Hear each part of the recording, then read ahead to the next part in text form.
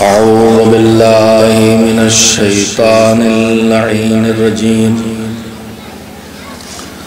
بسم الله الرحمن الرحيم الحمد لله رب العالمين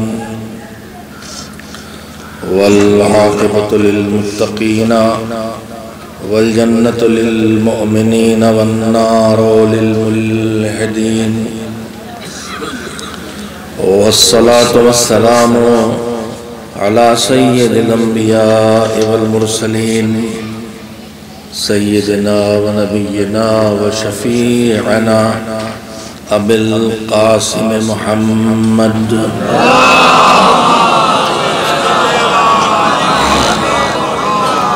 وآله الطيبين الطاهرين المعصومين المظلومين واللعنة الدائمة الباقية على أعدائهم أجمعين من الآن إلى يوم الدين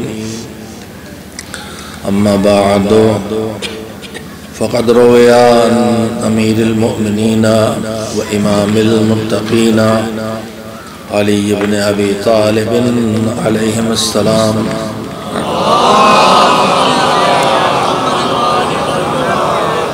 أنه قال من استحكمت لي فيه خصلة من خصال الخير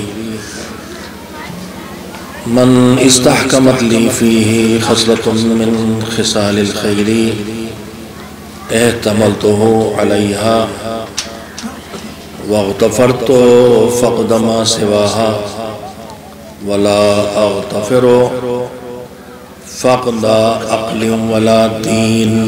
صلوات بھیجیں محمد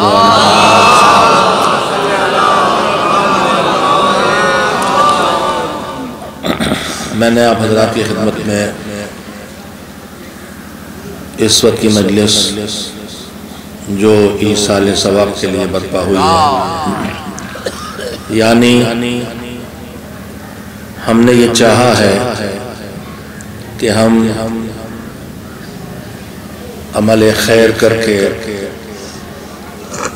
جو دنیا سے چلا گیا ہے اس تک اس عمل خیر کا اجر و ثواب پہنچا دیں. جب سے آنکھ کھلی ہے ہماری، ہم یہ سلسلہ دیکھ رہے ہیں کہ مرنے والے کے جانے والے کے جانے کے بعد ایک سلسلہ شروع ہوتا ہے ایصال ثواب کا. ثواب پہنچانا، ایصال ثواب یعنی ثواب پہنچانا، اور اسی کے لیے دوسرا لفظ استعمال ہوتا ہے ترہیم، یعنی کسی پر اپنے دل میں نرمی کا احساس کر کے، رحمت کا احساس کر کے اس تک رحمت پہنچانے کی کوشش کرنا. میں نے اس سلسلے میں جس ارشاد مولا کائنات کا انتخاب کیا ہے اس پر گفتگو سے پہلے تھوڑی دیر کے لیے متوجہ کرنا چاہتا ہوں اپنے سارے بھائیوں اور بہنوں کو بھی، اور خاص کر کے جوانوں کو.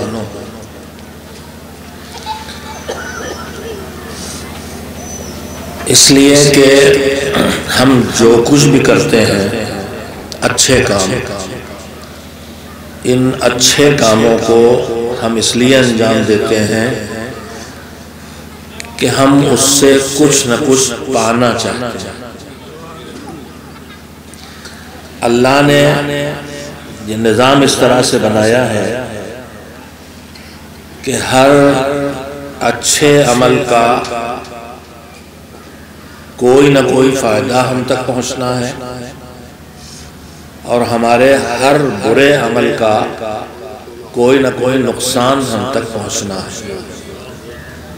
یہ فائدہ اور یہ نقصان اس کی دو جگہیں ہیں. ایک ہماری دنیا کی زندگی ہے اور ایک ہماری دنیا کے بعد والی زندگی ہے جس کے دو حصے ہیں، ایک برزخ کی زندگی اور ایک قیامت کے بعد آخرت کی زندگی۔ اس طرح سے ہم اپنی زندگی کے تین حصے کر سکتے ہیں، ایک دنیا کی زندگی، ایک برزخ کی زندگی جو نہ دنیا کی زندگی ہے نہ آخرت کی زندگی ہے۔ آخرت کی زندگی سے ملتی جلتی زندگی ہے مگر آخرت کی زندگی نہیں ہے۔ اس کے بعد آخرت کی زندگی ہے۔ دنیا کی زندگی اور آخرت اور برزخ کی زندگی میں اور آخرت کی زندگی میں جو فرق ہے ان میں سے ایک بڑا فرق یہ ہے کہ آخرت کی زندگی ناقابل تبدیل ہے۔ اگر آخرت کی زندگی کا آخری فیصلہ جنتی ہونے کا ہوا تو وہ بھی ہمیشگی کا ہے، اور اگر جہنمی ہونے کا ہوا تو وہ بھی ہمیشگی کا ہے۔ لیکن دنیا کی زندگی کے خصوصیات میں ایک سے خصوصیت یہ ہے کہ اسے بدلا جا سکتا ہے۔ آدمی آخرت کی زندگی ناقابل تبدیل ہے لیکن دنیا کی زندگی بھی بدلنے لائق ہے اور برزخ کی زندگی بھی بدلی جا سکتی ہے۔ ہم آپ جو اختیار رکھتے ہیں اپنے کاموں پر تو انہی کاموں پر اختیار رکھتے ہیں جو آگے کرنا ہے، لیکن جو پیچھے گزر گیا اس پر ہمارا اختیار نہیں ہے۔ اگر ہم پیچھے ٹھوکر کھا کے گر پڑے تو اب ہمارا اختیار نہیں کہ اس ٹھوکر کھا کے گر پڑنے کو دوبارہ صحیح چلنے سے بدل سکے، مگر یہ اس کریم کا انتہائی کرم ہے کہ وہ اپنی رحمت کے سہارے ہمارے ماضی کو بھی ہمارے اختیار میں دے دیتا ہے کہ تم اسے بدل سکتے ہو۔ اگر تم گناہ کر کے ٹھوکر کھا کے گر پڑے تھے تو توبہ کے ذریعے اس لغزش کو صاف کر سکتے ہو، وہ بدل جائے گا۔ وہ ٹھوکر تمہاری، وہ لغزش جو ہے وہ کسی کار خیر سے بدل جائے گی۔ گناہ کر کے لغزش کھا کے گرے تھے، لغزش کی تھی، گر پڑے تھے، نامہ عمل میں گناہ لکھا گیا اور سزا، مگر تم اسے بدل سکتے ہو۔ وہی ٹھوکر کھا کے گرنا تمہارے لیے ذریعے اجر بھی بن سکتا ہے بشرطے کہ تم توبہ کرو۔ لیکن آخرت کی زندگی کو آدمی ہاتھ نہیں لگا سکتا، جو یہاں سے ڈیزائن کر کے گئے ہیں وہی رہے گی۔ برزخ کی زندگی بھی دنیا کی زندگی کی طرح بدلی جا سکتی ہے۔ ہم نے نمازیں قضا کی ہیں تو جب تک ہم زندہ ہیں اپنی نمازوں کی قضا ہم کر سکتے ہیں، لیکن اللہ نے برزخ کی زندگی رحمتوں کی گنجائش بڑھا کے رکھی۔ پروردگار اب تو ہم مر گئے، ہم نمازیں قضا نہیں کر سکتے، تو کہا اب تک معاملہ یہ تھا کہ تم نماز پڑھو گے تو تمہیں اجر ملے گا، تم مجلس کرو گے تو تمہیں اجر ملے گا، تم عبادت تلاوت کرو گے تو تمہیں اجر ملے گا، مگر ہم نے برزخ کی زندگی میں رحمتوں کو پھیلا دیا ہے۔ اب تم نہیں، کوئی اور تلاوت کرے گا ثواب تمہیں بھی ملے گا، اسے بھی ملے گا۔ تو یہ رحمتوں کی وسعت کی داستان ہے، یہ زندگی کے تینوں مرحلے۔ میں جو آپ کی خدمت میں اس وقت جو بات کہنا چاہتا ہوں وہ بات یہ کہنا چاہتا ہوں کہ اللہ نے ہر نیکی کے بدلے میں آخرت کے اجر کے علاوہ کچھ نہ کچھ رکھا ہے، چاہے وہ دنیا کا کوئی فائدہ ہو اور چاہے وہ برزخ کی کوئی سہولت ہو، اور آخرت کی جزا اور سزا تو ہے ہی۔ تین چیزیں ہیں جو اس دنیا میں آدمی اپنے اعمال خیر سے حاصل کرتا ہے۔ ایک ہے دنیا کی کوئی سہولت پانا، اچھے کام انجام دے کے آدمی ان سہولتوں تک پہنچے، مثلا سورہ واقعہ، سورہ واقعہ کی تلاوت سے روزی کی وسعت پیدا ہونا مثال کے طور پر، زیارت عاشورہ کی پابندی سے، روزی کی وسعت سے لے کے آخرت کی بخشش تک مثلا، تو مختلف اللہ نے اثرات اور ثمرات ہمارے اعمال خیر پہ رکھے۔ ان میں سے اکثر کام ہم جو کرتے ہیں اس میں ہم کیا کیا پا سکتے ہیں اس پر ہماری توجہ نہیں ہوتی، اور ہم کم ترین پہ نگاہ رکھ کے اپنی نیکیاں اس کم ترین کے لیے انجام دیتے ہیں۔ ابھی میری باتیں ذرا مجمل ہیں، ہو سکتا مجمل بھی لفظ مجمل ہو، جوانوں کے لیے تو مجمل کا مطلب ہوتا ہے کہ گول گول سی ہے، ذرا واضح نہیں ہے، غیر واضح ہے، لیکن ابھی واضح کرتا ہوں میرے عزیزوں، اللہ نے ہمارے تمام اعمال خیر پر ایک مرحلہ رکھا ہے دنیا میں کوئی اثر، ایک مرحلہ رکھا ہے برزخ میں کوئی اثر، اور ایک مرحلہ رکھا ہے آخرت کی جزا۔ اور آخرت کی جزا ہماری نگاہ میں، جسے ہم جنت کہتے ہیں، ہماری آخری اڑان ہوتی ہے۔ ہم آپ جو اعمال خیر انجام دیتے ہیں، ہم میں خاص کر کے ہماری بہنیں خاص کر کے سنیں، دن بھر میں جتنی نیکیاں ہم کرتے ہیں، جن میں ہماری منتیں، مرادیں، کہانیاں، حدیث قصہ اور اس سورہ یاسین اور سورہ واقعہ اور زیارت عاشورہ، ان سب سے ہم پا کیا کیا سکتے ہیں اور ہم پانا کیا چاہتے ہیں۔ دیکھیے ان سب کا پہلا اثر ہے دنیا کی زندگی میں سہولتیں فراہم کرنا۔ میں اس کے نمونہ آپ حضرات کی خدمت میں رکھوں، رسول اکرم حضرت محمد مصطفیٰ صلی اللہ علیہ وآلہ وسلم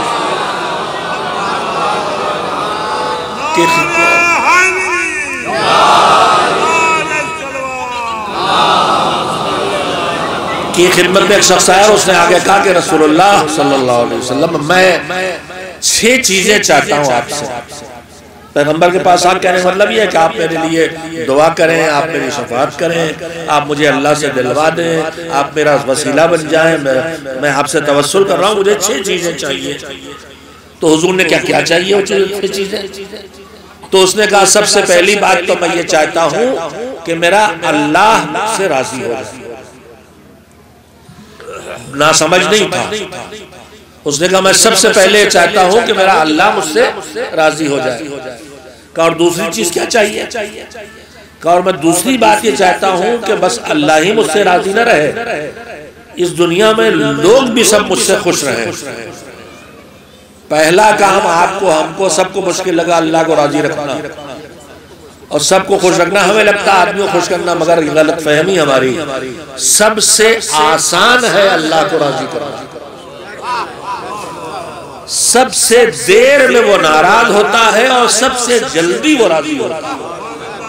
اور ہمارا معاملہ یہ ہے، دعا کو میں پڑھتے ہیں یا سری الرضا، اے جلدی سے راضی ہو جانے والے۔ ناراض دیر میں ہوتا ہے، راضی جلدی ہوتا، اور ہم ناراض بہت جلدی ہوتے ہیں اور راضی بہت دیر میں ہوتے ہیں۔ حالانکہ اگر ہم یہ چاہتے ہیں کہ وہ جلدی سے راضی ہو جائے تو جیسے وہ پردے ڈالے رکھتا ہے پہلے، اور جو پردے ہٹ بھی جاتے ہیں تو پھر جلدی سے راضی ہو جاتا ہے، ویسے ہی ہمیں یہ روش بنانا چاہیے کہ ہم دیر میں ناراض ہوں اور پردے ڈالے رکھیں دوسرے کو یوپا، اور ہٹ بھی جائیں تو جیسے ہی وہ ہمارے پاس معذرت کرے ہم راضی ہو جائیں۔ ہم اپنی عادت ڈالیں تو اللہ اپنے اس روش کو برقرار رکھے گا۔ اس نے کہا میں یہ چاہتا ہوں کہ مجھے اللہ بھی راضی ہو اور اس کے ساتھ ساتھ لوگ بھی مجھ سے راضی ہو۔ کہا اچھا دوسرا باتیں ہو گئی، تیسرا کیا چاہیے؟ کہا مجھے روزی میں وسعت چاہیے، بہت سی روزی چاہیے۔ اور کیا چاہیے؟ کہا مجھے روزی میں وسعت کے ساتھ ساتھ تندرستی اور صحت مندی بھی چاہیے، بیماری بھی نہیں چاہیے۔ اچھا اور کیا چاہیے؟ کہا اور مجھے لمبی عمر اور لمبی زندگی چاہیے۔ کتنی چیزیں مانگ لی اس نے؟ ابھی 6 نہیں ہوئی، ابھی 5 6 نہیں ہوئی ابھی۔ اللہ مجھ سے راضی ہو جائے، لوگ مجھ سے خوش رہیں، سب لوگ خوش رہیں مجھ سے، 2 اور یہ کام اور کہیں کچھ آسان بھی ہو، داؤد پور میں مشکل ہے کہ سب لوگ خوش ہو جائیں، ورنہ یہاں 15 سال سے مکتب نہ بند ہوتا۔ اتنے دنوں سے مکتب کیوں بند ہے؟ ایک دوسرے سے ناراض چل رہے ہیں، وہ کھولے گا ہم نہیں چلنے دیں گے، ہم چلائیں گے وہ نہیں چلنے دیں گے۔ میں اس سے زیادہ آپ سے کہنا نہیں چاہتا، اتنا آپ کے جگانے کے لیے کافی ہے۔ میں نے آج ایک مرد مومن سے کہا تم اکیلے لٹ لے کے کھڑے ہو جاؤ کہ میں مکتب چلاؤں گا، جو روکنے آئے گا سر پھوڑ دوں گا۔ ماضی میں داؤد پور کا علاج بھی یہی تھا، اب حال میں بدل گیا ہے۔ ایک صلوات بھیجیں۔ ہاں باتوں داؤد پور کے باہر والے تعریف نہ کریں۔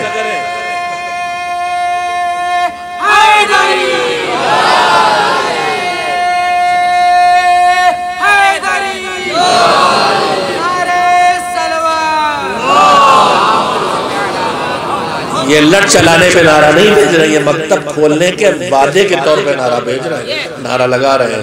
ایک بابرکت صلوات بھیجئے، عہد کیجئے کہ ہم فوراً مکتب شروع کر دیں گے انشاءاللہ۔ صلوات بھیجئے۔ اور اب بات میں نے کہی دی اور کہنے تو بیٹھا ہی تھا، جہاں آ گئی وہاں کہہ دی، موعظے اور نصیحت کے بغیر کہہ دی کہ اب آپ کو سمجھاؤں بیٹھ کے کہ مکتب کی ضرورت ہے اور دینی تعلیم کی ضرورت ہے اور آخرت میں بچوں کو جہنم سے بچانے کی ضرورت ہے، اور کل امام زمانہ کو کیا جواب دیں گے، یہ سب مجھے ضرورت نہیں لگتی کہ میں آپ کو سمجھاؤں، یہ سب آپ سال بھر سنا کرتے ہیں، پھر اثر نہیں ہوتا ہے تو بات خطرناک ہو جاتی ہے۔ میں اتنا کہنا چاہوں گا آپ سے کہ میرے عزیزوں، ادارہ تنظیم مکاتب جس کے 53 سال ہو گئے، اس کا آغاز انہی علاقوں سے ہوا تھا، اور مولانا غلام عسکری اللہ مقامہ نے انہوں نے مکاتب، تنظیم المکاتب کے قیام سے پہلے مکاتب کو قائم کیا تھا۔ بستیوں میں جا کے خود جاتے تھے، پڑھاتے تھے، جلال پور سے لے کے اور امبیڈکر نگر کے یہ علاقے جن میں یہ دریا جو آپ کا ٹرانس بہتا ہے، اس میں کندھے کندھے اور کمر کمر پانی تک اتر کے ان علاقوں میں آپ تک آتے تھے۔ تو مجھے تاریخ تو نہیں اتنی معلوم ہے، لیکن مجھے اس بات کا اطمینان ہے کہ انہوں نے اس وقت بھی یہاں مکاتب کے قیام کی کوشش کی ہوگی جب تنظیم مکاتب نہیں تھا۔ آج الحمدللہ 1200 زیادہ تعداد میں مکاتب قائم ہیں۔ مجھے دینی تعلیم کی ضرورت کا احساس آپ کو دلانے کی ضرورت نہیں ہے، میں بات یہ عرض کرنا چاہتا ہوں کہ شروع سے ہی مولانا غلام عسکری اللہ مقامہ نے مکاتب کے قیام کے تحریک شروع کرنے کی بہت تھوڑی مدت کے بعد یہ کوشش بھی کی تھی کہ جہاں بڑی شیعہ بستیاں ہیں وہاں مکتب بھی ہو اور اسکول بھی ہو، اور میرے خیال سے کچھ دنوں خود یہاں اس مکتب میں بھی اسکول کی شکل میں پارٹ ٹائم ہی اسکول سے اسکول چلا، لیکن اب وہ حالات بدلے ہیں، اب اتنے اسکول کھل گئے ہیں کہ اسکول کھولنے کی ضرورت نہیں ہے، مگر ایک ضرورت ہم نے محسوس کی ہے اور اس بڑے ذمہ داری کو بھی کمزور کاندھوں سے تنظیم مکاتب کے اٹھانے کی کوشش کر رہے ہیں۔ ہم نے یہ محسوس کیا ہے کہ ایک طرف تو ہمارے بچوں کی دینی تعلیم کا مسئلہ ہے کہ وہ قرآن پڑھ لیں، دینیات سیکھ لیں، اصول دین سیکھ لیں، فروع دین سیکھ لیں، احکام سیکھ لیں، اخلاق سیکھ لیں، تاریخ و سیرت اہل بیت سیکھ لیں۔ دوسری طرف ایک چیز اور دیکھنے کو ملی کہ بچے جو اسکول جاتے ہیں انہیں ہوم ورک ملتا ہے، اور وہ 90% گھروں میں ماں باپ ان کی ہیلپ نہیں کر پاتے، یا ان میں صلاحیت نہیں ہے، یا ان کے پاس وقت نہیں ہے، یا بچے پر کنٹرول نہیں کر پاتے، ان کو ہوم ورک نہیں کرایا جاتا۔ ایک دوسری بات یہ ہے کہ یہ بچے اسکولوں میں جاتے ہیں، پرائیویٹ 99%، پرائیویٹ اسکول زیادہ نمبر دے کے پاس کرتے ہیں تاکہ یہ سمجھا جائے کہ ہمارا بچہ خوب اچھا پڑھ رہا ہے، مگر ہوتا یہ ہے کہ جب یہ 10th میں پہنچتے ہیں تو ان کے مین سبجیکٹس میں، یہ پورے ملک کا جائزہ ہے تقریباً، مین سبجیکٹس میں میتھمیٹکس میں، سائنس میں، انگلش میں نمبر ایک دم سے ڈاؤن ہو جاتے ہیں اور یہ کمزور ثابت ہوتے ہیں 10th میں، اور جب 10th میں کمزور ہوتے تو کچھ تو وہیں چھوڑ بیٹھتے ہیں، کچھ 12ویں تک کسی صورت کامرس لے کے یا آرٹس لے کے آ جاتے ہیں، اور پھر ان میں کچھ بچے کچھ بی اے میں سرٹیفکیٹ لے کے ٹہلنے لگتے ہیں۔ نہ تعلیم کی اچھی فیلڈ میں، سائنس میں، میتھس میں، بائیولوجی میں، کمپیوٹر میں، اس میں نہ اچھی فیلڈ میں جا پاتے ہیں، نہ اچھے کالج پاتے ہیں۔ تو یہ وہ دو سچائیاں ہیں جن کا ہمیں احساس ہوا، اور اس کو بڑی مہم ہے جو ادارہ تنظیم مکاتب نے پچھلے سال سے شروع کی ہے، اور وہ مہم یہ ہے کہ اب ہمارا ہر مکتب دھیرے دھیرے انشاءاللہ صرف مکتب نہ رہے، مکتب بھی ہو، کوچنگ بھی ہو۔ کوچنگ اس لیے ہو کہ ہم اسے روز ہوم ورک کرائیں گے، ہم اسے سائنس، میتھس اور انگلش 3 سبجیکٹ کم سے کم اس میں مدد کریں گے تاکہ وہ ان میں سبجیکٹس میں اچھا ہو جائے، اور جب وہ 10th تک اچھا مضبوط پڑھ کے جائے گا تو 10th میں جو بچے اچھے نمبر لاتے ہیں اور مضبوط ہوتے ہیں وہ آگے خود چل پڑتے ہیں، وہ خود چل پڑتے ہیں، پھر انہیں سہارے کی ضرورت نہیں ہوتی ہے۔ تو یہ دونوں چیزیں جوڑ کے چلانے کی مہم شروع کی گئی ہے، اور اس سال کا ہم نے نشانہ اپریل تک کا رکھا ہے اس کووڈ-19 کی بندی کے باوجود 50 ایسے سینٹرز کھولنے کا، اور الحمدللہ 30 سے اوپر جگہوں پر اس کا انتظام ہو چکا۔ اس کوچنگ کا خرچہ کیسے چلے گا؟ اس کوچنگ کا خرچہ چلے گا اس طرح کہ جیسے ہم تھوڑی سی مالی مدد دیتے ہیں، ویسی کوچنگ کے ہر ٹیچر کے لیے 1500 روپے مہینہ ادارہ دے گا۔ یہ آپ کے ہیلپنگ اماؤنٹ ہوگا، اتنے میں ٹیچر نہیں ملے گا، مل بھی سکتے ہیں۔ بستیوں میں ہمارے لڑکیاں پڑھی لکھی موجود ہیں جو خانہ نشین گھروں میں بیٹھی ہے، ان سے پہلی کوشش میں مدد لینا چاہیے۔ اور ہمارا تجربہ یہ بھی کہ کم سن بچوں کو خاص کر کے اسکولی تعلیم میں لڑکیاں اچھا پڑھاتی ہیں، لیکن اتنے میں نہیں ملے گا، ہم بھی جانتے ہیں۔ تو دوسری بات یہ رکھی ہم نے کہ اس کوچنگ میں چونکہ بچے زیادہ تر کوچنگ جا رہے ہیں اور ایک فیس دے رہے ہیں، ہم اس سے 50% فیس لیں، جو بھی اس علاقے میں ریٹ ہے کوچنگ کا جس کلاس کا، اس کی آدھی فیس ہم بچوں سے لیں گے۔ تو آدھی فیس لیں گے، ایک طرف دین کی تعلیم فری دیں گے، مکتب کی تعلیم فری دیں گے، دوسری طرف یہ 2 چیزیں کشش بن کے انشاءاللہ ہمارے زیادہ تر بچوں کو کوچنگ میں کھینچ لائیں گی۔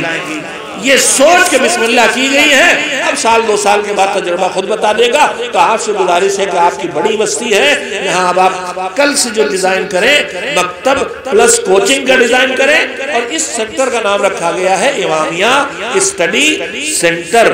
کوچنگ نہیں رکھا ہم نے اس لیے کہ کل اس کو 10th تک بھی لے جانا ہے، کل ترقی دے کے اسے ہائی اسکول لیول کے اوپر کے بچوں کی مدد کا ذریعہ بھی بنانا ہے، کل ترقی دے کے اسے جگہ جگہ UPSC جیسے جو بڑے بڑے کورسز ہوتے ہیں ان کو بھی کرانا ہے۔ ایک صلوات بھیجیں محمد والے۔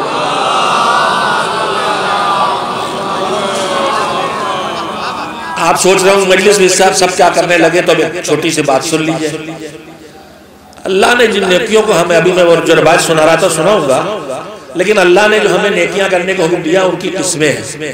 ایک طرح سے نیکیوں کی تقسیم یہ ہے کہ کچھ اچھے کام ہیں جنہیں ہم کرتے ہیں، ہم نے وہ کام کیا، ہمیں اس کام میں وہ ایک نیکی ملی ایک معینہ مقدار پر، اور بات ختم۔ مثلا ہم نے کہا فاتحہ، فلاں کی صلی صاحب کے لیے 1 بار سورہ ہم 3 بار سورہ توحید پڑھ دیجئے، آپ نے پڑھا۔ اب روایات کے مطابق 1 بار سورہ ہم پر اجر 1 قرآن کے برابر، سورہ توحید کی 1 بار تلاوت پر اجر 1/3 قرآن کے برابر، 3 بار ہم نے وہ پڑھا، 1 قرآن وہ 1 قرآن یہ 2 قرآن کی تلاوت کا اجر ہمیں مل گیا، چیپٹر کلوز۔ لیکن اگر میں نے یہی مجلس پڑھتے ہوئے فضائل اہل بیت علیہ السلام بیان کیے، تاریخ بیان کی، اور چیزیں بیان کی، آپ کو اچھا لگا، ذکر سننے کا اجر ملا، آپ کے علم میں اضافہ ہوا، ثواب ملا، کلوز۔ لیکن اگر میں نے یہی ایک کوچنگ کی بات کر دی اور کل آپ نے اٹھ کے ایک کار خیر شروع کر دیا، تو جب تک یہ مکتب چلتا رہے گا تب تک ایصال ثواب کا سلسلہ جاری رہے گا۔ لہذا ہمارے بزرگوں نے یہ طریقے سوچ کے رکھے۔ میں یہیں پہ ایک وضاحت اور کر دوں کہ اللہ نے جیسے میں نے عرض کیا ہے کہ کچھ کام ان کی اجر وہیں ختم ہو جاتا ہے، کچھ کا سلسلہ جاری رہتا ہے، عمل ختم ہو جاتا ہے، سلسلہ جاری رہتا ہے۔ ویسے ہی اللہ نے کچھ نیکیاں وہ رکھی ہیں کہ جن نیکیوں کا حکم دے کے ان کے کرنے کا طریقہ بھی معین کر دیتا ہے۔ مثلا نماز پڑھو تو نماز کیسے پڑھو، طریقہ معین کر دیا۔ حج کرو تو حج کیسے کرو، طریقہ معین کر دیا۔ عمرہ کرو تو عمرہ کیسے کرو، طریقہ معین کر دیا۔ لیکن بڑی تعداد میں بلکہ اکثر کار خیر اور نیکیاں وہ ہیں جہاں اللہ اچھے کام کا حکم تو دیتا ہے مگر طریقہ معین نہیں کرتا، مومن کی سمجھداری کے حوالے کر دیتا۔ ہم تمہیں طریقہ نہیں بتائیں گے، جیسے زمانے کے حالات بدلیں گے تمہیں یہ کام کرنا ہے، طریقہ تمہارے ہاتھ میں ہے۔ میں اس کی ایک مثال دیتا ہوں، بہت سی جگہوں پر مذہب نے روشنی کا حکم دیا ہے، مسجد میں روشنی کا اجر و ثواب ہے، روضہ مقدس پہ روشنی کا اجر و ثواب ہے، اسی طرح حکم ہے کہ جنازہ اگر رات میں رکھا ہے تو اس کے پاس روشنی رکھی جائے، تو مختلف مقامات پر روشنی کا حکم ہے۔ اب دور پیغمبر صلی اللہ علیہ وآلہ وسلم میں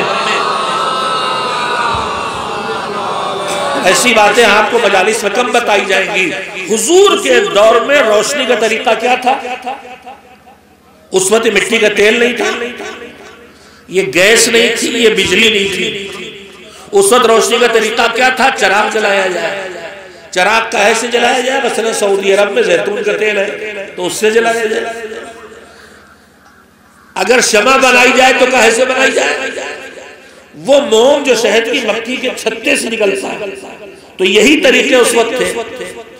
اب اس وقت حضور نے روشنی کے جو انتظام کروایا، یا مثلا روغن زیتون کا چراغ جلایا جا رہا ہے، یا شہد کی مکھی کے چھتے کے موم سے شمع بنائی جا رہی ہے۔ اب ہم اڑ جائیں کہ زندگی بھر شمع ہی جلائیں، اڑ جائیں کہ زندگی بھر چراغ ہی جلائیں گے۔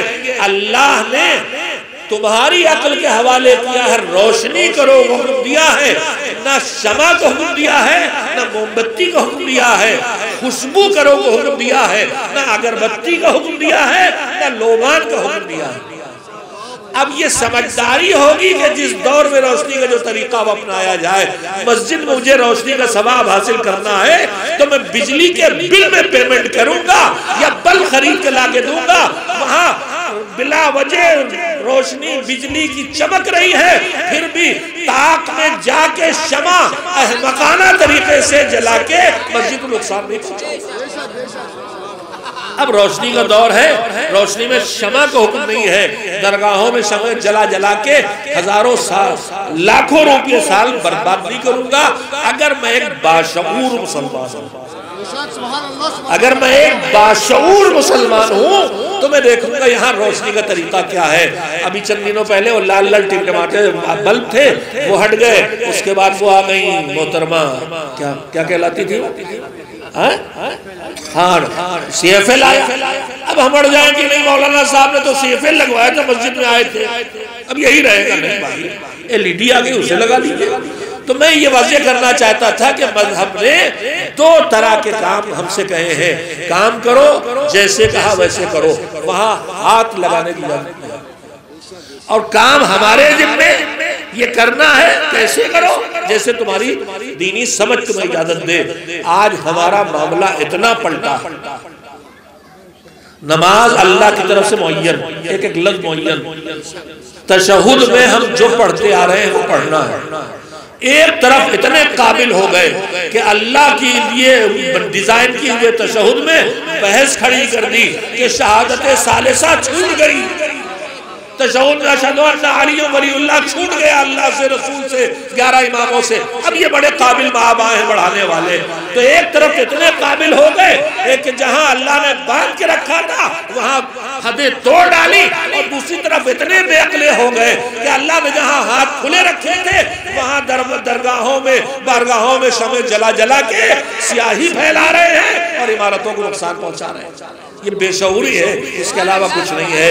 میرے عزیزوں، میں نے وضاحت اتنی سی کر دی، اب میں جو کہنا چاہتا تھا یہ کہ ایصال ثواب کے لیے اللہ کی طرف سے کوئی طریقہ معین نہیں ہے۔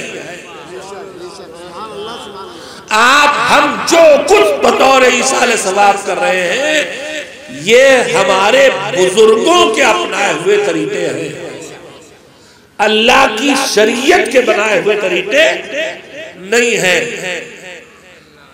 یہ ہمارے بزرگوں کے اپنائے ہوئے طریقے ہیں۔ چاہے ہم وہ فاتحہ کریں، چاہے وہ مجلس کریں، چاہے ہم تلاوت کریں، جو بھی کار خیر بانواں میں ایصال ثواب ہو رہا ہے اس میں شریعت کا بنایا ہوا کچھ نہیں ہے. اللہ نے ہمیں آزادی دی تھی، ہمارے بزرگوں نے اس کے کچھ طریقے اپنے دور میں اپنی سہولت کے لیے معین کر لیے. یہ میں اس لیے وضاحت کر رہا ہوں کہ اس میں بڑی شریعت چلتی ہے خواتین کی. اب کہاں سے آ گیا؟ بہت زور سے پھڑکیں گے آپ، لیکن مذہب نے 7 اور 40ویں کی مجلس بھی نہیں رکھی، آپ جب چاہیں کریں. اصل میں 40واں اس نے نہیں رکھا، یہ ہمارے بزرگوں نے کہا کہ اتنا تو کر لو، اگر اتنا نہ اپنے کو باندھے ہو تو یہ بھی نہیں کرو گے. تو انہوں نے خود باندھا تھا کہ 30ویں دن اور 40ویں دن. اسی لیے آپ دیکھیں کہ 10واں 20واں بھی ہو رہا ہے، ورنہ کیا انتقال کے بعد سے 40ویں تک اکثر جگہ پر روزانہ مجلس کی جاتی ہے. کوئی پابندی ہے ہی نہیں ہے، کب کرو کیا کرو کوئی پابندی نہیں. ہر عمل خیر میں کار خیر میں ثواب ہے. راہ چلتے اگر کیلے چھلکا پڑا مل گیا اور اسے بھی تم نے کنارے اٹھا کے پھینکا اور اسی پر دماغ میں خیال آیا کہ یہ ثواب میرے بھائی کو چلا جائے گیا. اور میں یہیں پہ جملہ اور بے شعوری کی دلیلیں دیتے ہوئے اپنے ماحول کی، ہم جب 40ویں میں آتے ہیں اور فاتحہ کے لیے صفوں میں کھڑے ہوتے ہیں تو پیچھے سے آواز آتی ہے 30 قرآن اور 20 سورہ یاسین اور 11 حدیث قصہ اور 15 دعائے کمین، اور نہ گننے دو تو بگڑ جائے گا کہ مولانا بتانے نہیں دے رہے. میرے عزیزو، یہ آپ کے بتانے سے الاٹمنٹ نہیں ہونے والا ہے. جیسے ہی اس نیت سے وہ کام کیا گیا تھا وہاں گیا. آپ کے بتانے سے الاٹمنٹ نہیں ہوگا، آپ کے بتانے سے گھاٹا ہونے والا ہے. اس لیے کہ اللہ کہتا ہے کر کے چھپاؤ گے تو زیادہ قیمت ملے گی، کر کے بتاؤ گے تو قیمت گھٹتی چلی جائے گی.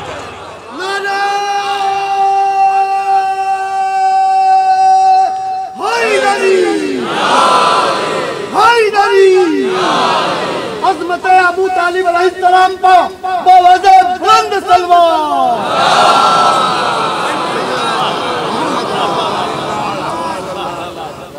میں نے جو حدیث آپ کی خدمت میں پڑھی تھی، میں اس کو ترجمہ کرنے کے وقت آ گیا، وہ روایت جو سنا رہا تو وہ مجھے یاد ہے.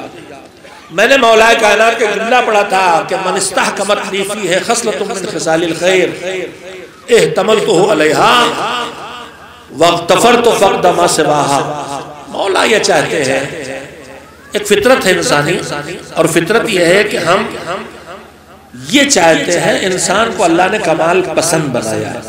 انسان کمال پسند ہے، اسے کمال پسند ہے، خوبی پسند ہے، اچھائی پسند ہے، اور جہاں دیکھتا ہے ادھر کھینچتا ہے. کمال کھینچتا ہے انسان کو جب تک کہ انسان کی انسانیت باقی ہے. اگر اس نے اپنے اندر کے انسان کو مار ڈالا اور جانور بن گیا ہے تو پھر خوبیاں اسے نہیں کھینچ پائیں گی. خوبیاں اسی کھینچتی جس کے پاس انسانیت باقی ہو. تو انسان کمال پسند ہے اور چاہتا ہے کہ ہر خوبی میں وہ سب سے آگے ہو. جس چیز کو اچھا سمجھتا چاہتا مجھ سے آگے، میں اس میں دوسروں سے آگے دکھائی دے. کسی کی نگاہ میں علم اونچی چیز ہے تو چاہتا آدمی کہ ہم علم میں سب سے آگے ہوں. کسی نگاہ میں پیسہ بڑی چیز ہے تو چاہتا پیسہ میرے پاس سب سے زیادہ ہو. کسی کے پاس اقتدار سب سے بڑی چیز ہے تو چاہتا کہ میرے پاس پاور سب سے زیادہ ہو. کسی کی نگاہ میں محبتیں اچھی چیز ہیں تو چاہتا ہے سب سے زیادہ محبتیں مجھے لوگوں کی حاصل ہو جائے. تو جس چیز کو اپنے لیے ہنر سمجھتا ہے اس کو اپنے اندر پیدا کرنا چاہتا ہے اور سب سے آگے اپنے کو دیکھنا چاہتا ہے. یہ ہے فطرت انسانی.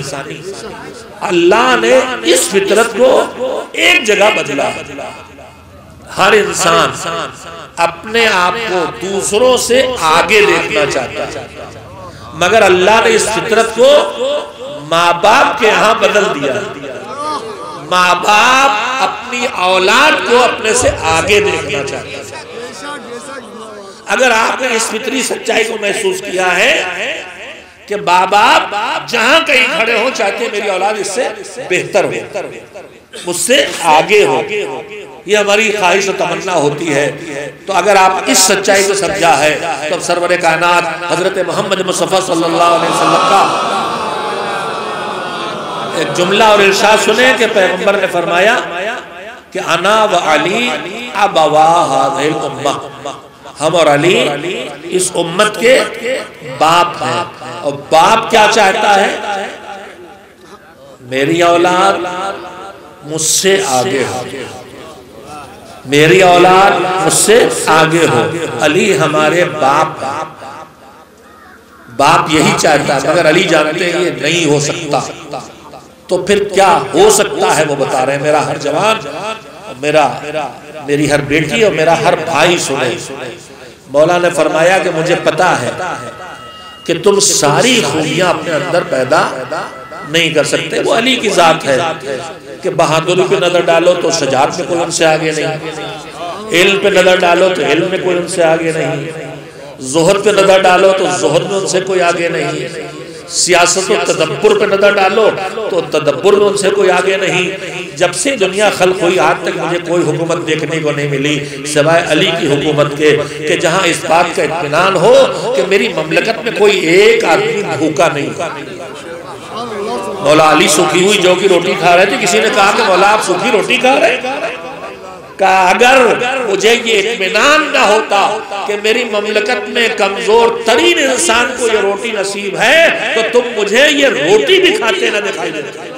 یعنی علی کو تنہا حکومت ہے علی کی کہ جس سے اطمینان ہے کہ میری مملکت میں کوئی ایک بھی بھوکا نہیں ہے، یہ اکلوتی حکومت اب تک کی ہے، اور اب یہ حکومت دوبارہ قائم ہوگی تو کب قائم ہوگی؟ جب وارث علی انشاءاللہ اس زمین پر تشریف لائیں گے۔ ایک صلوات ان کی حیات اور طول عمر و ظہور کے لیے گئے۔ مولا نے کہا مجھے میں چاہتا تو یہی کہ تم سب خوبیوں میں سجے ہوئے ہو، اور یہ ان کے ائمہ کی سب کی فرمائش ہے۔ میں اپنے جوانوں کے لیے ایسی باتیں سناتا ہوں تاکہ ان کے دلوں میں جذبے پیدا ہوں۔ ہمارے 8ویں امام حضرت علی رضا علیہ السلام نے فرمایا کہ اگر کسی ایسی بستی میں تم رہتے ہو جہاں 1 لاکھ کی آبادی ہے، تو مولا نے فرمایا کہ اس 1 لاکھ کی آبادی میں اگر کوئی میرا ایک شیعہ ہے تو میں اس سے چاہوں گا کہ اس 1 لاکھ لوگوں میں اس سے بہتر کردار والا اور صاحب تقوی کوئی اور نہ ہو۔ 1 لاکھ کی آبادی میں اگر میرا ایک ہے تو سب سے زیادہ بعمل ہو، دیندار ہو، صاحب تقوی ہو، یہ ان کی پسند ہے۔ وہ چاہتے ہیں ہم سجے سجائے ہوں، ہمارے پاس خوبیاں ہی خوبیاں ہوں، مگر مولا کہتے ہیں ہمیں پتہ تم یہ نہ کر پاؤ گے، لیکن تو جو کر سکتے ہو وہ سنو۔ فرمایا من استحکمت لی فی ہے خصلۃ من خصال الخیر، اچھی عادتیں، اچھی خصلتیں۔ ہمارے ہاں اردو کبھی کبھی بعض الفاظ بگڑ جاتے ہیں، کہتے ہیں بڑا خصلتی ہے، ہمیشہ برائی کی بات ہوتی ہے، لیکن خصلت اچھی چیز کو بھی کہتے ہیں، بری عادت کو بھی کہتے ہیں۔ وہ جو آدمی سے چھوٹ نہ سکے وہ خصلت ہے، چاہے وہ اچھی ہو چاہے بری ہو۔ امام نے فرمایا من استحکمت لی فی ہے خصلۃ من خصال الخیر، اچھی خصلتوں میں سے کوئی ایک خصلت اپنے اندر پکی کر لو۔ ہم آپ ٹٹولے اپنے آپ کو، اللہ نے ہمارے اندر اچھائیوں کی گنجائش رکھی ہے، مگر ہماری فطرت اور طبیعت کچھ کام آسانی سے کر لیتی ہے، کچھ کام مشکل سے کر پاتی ہے۔ ہم میں سے بہت سے لوگ ہیں جن کے لیے پیسہ دینا بڑا آسان ہے کسی بھی اچھے کام میں، وقت دے پانا نہیں، ہاتھ پیروں سے نہیں کر پاتے۔ کچھ ایسے ہیں جو ہاتھ پیروں سے کرنے کے لیے ہر وقت تیار ہے، پیسہ نہیں دے سکتے۔ کچھ کے اندر ذوق علم پایا جاتا ہے، پڑھنے میں بہت آگے ہیں، لیکن ذرا بہادری کی بات آئے کہیں مقابلے کی تو ان سے زیادہ دبو کوئی نہیں ہے۔ کہیں کوئی بہادر انسان ہے، ہر وقت جان دینے پہ تیار ہے، مگر علم سے اس کا رشتہ نہیں۔ تو ہمارے اندر الگ الگ صلاحیتیں، ہم ٹٹولے اپنے اندر کہ کس خوبی کو ہم آسانی سے مضبوط بنا سکتے ہیں۔ مولا نے فرمایا من استحکمت لی فی ہے خصلۃ من خصال الخیر، جو اپنے اندر کسی ایک اچھی عادت کو پکا کر لے، کوئی اپنے اندر بہادری پکی کر لے، کوئی سچائی پکی کر لے، کوئی امانتداری پکی کر لے، کوئی حق گوئی پکی کر لے، کوئی کار خیر کرنے کی عادت پکی کر لے، کوئی غریبوں کی مدد کی عادت پکی کر لے، تو تمہارے اندر تو ایک ہی اچھی عادت پکی ہوگی، مگر جب پورے معاشرے میں ہر آدمی کوئی ایک اچھی عادت پکی ہوگی تو یہ معاشرہ وہ ہوگا جس میں ساری عادتیں اچھی اور پکی عادتیں ہوں۔ اپنے اندر ایک اچھائی پکی کرو، باقی امام نے فرمایا احتملتہ علیہا، میں اسی ایک نیکی کے ذریعے اس کا کام کروا دوں گا، یعنی اس کی بخشش کا ذریعہ اسی ایک نیکی کو بنوا دوں گا، باقی کمیاں معاف کر دوں گا۔ تم نے اپنے علم کو مضبوط کیا، صاحب علم بنے، دوسروں کے علم سے مدد کرتے ہو۔ انہوں نے اپنے پیسے کار خیر کے جذبے کو مضبوط کیا، ہر جگہ اپنا پیسہ لگاتے ہیں، باقی کمیاں ان کی ہیں، امام فرمایا ہم چشم پوشی کر لیں گے، ہم معاف کر دیں گے، مگر ایک عادت پکی کرو۔ مگر امام نے فرمایا کہ ساری خوبیوں میں کوئی ایک نیکی اپنا لوگ ہم قبول کر لیں گے، مگر تم میں سے کسی کے پاس بھی یہ دو خوبیاں ایسی ہیں جن کا ہونا ضروری ہے، ان میں سے اگر کوئی ایک چیز بھی تم میں نہ ہوگی تو علی تمہیں معاف نہیں کرے گا۔ اب بے چین ہونے اور گھبرانے کی بات ہے کہ پہلے تو کہہ رہے تھے کہ کوئی ایک نیکی پکی کر لو، چلو بھائی میں نے علم والی عادت پکی کی، انہوں نے بہادری والی عادت پکی کی، انہوں نے حلم و قوت برداشت والی بات پکی کر لی، انہوں نے کار خیر والی عادت پکی کر لی، اب یہ دو کون سی؟ فرمایا کوئی ایک نیکی پکی کر لو، میں اسی پر اکتفا کروں گا، باقی کمیاں معاف کر دوں گا، لیکن دو کمیاں تمہارے اندر میں معاف نہیں کروں گا۔ وہ کون سی؟ ما ولا اغتفرو فقد عقل ولا دین، تمہارے اندر اگر مجھے کاموں میں عقل کی کمی دکھائی دی تو بے عقلی علی برداشت نہیں کرے، اور تمہارے کاموں میں اگر بے دینی دکھائی دی تو علی بے دینی برداشت نہیں کرے گا۔ کہ دوسری خوبیاں اندر آئیں نہ آئیں، لیکن دو عادتیں پکی کرو، ایک تمہارے اندر بے عقلی نہ آنے پائے، ایک تمہارے اندر بے دینی نہ آنے پائے۔ آج ہم اپنے معاشرے پر نظر ڈالیں تو رسم و رواج کی شکل میں بے عقلی چھائی ہوئی ہے، اور ترک واجبات کی شکل میں بے دینی چھائی ہوئی ہے۔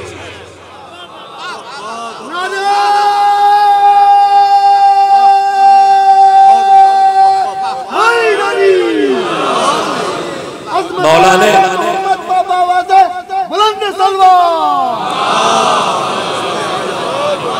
وقت تیزی سے گزر گیا ہے، میں باتیں کہنا چاہتا تھا۔ پہلی بات میں نے کہنی چاہیے ایصال ثواب کے سلسلے میں کہ کار خیر دو طرح کے ہو سکتے ہیں، ایک وہ جو آپ کار خیر کریں کام رکا ثواب رکا، ایک وہ جو کام رک جائے ثواب جاری رہے۔ اللہ نے ایصال ثواب اور ترہیم کے لیے کوئی طریقہ اپنی طرف سے معین ہی نہیں کیا ہے۔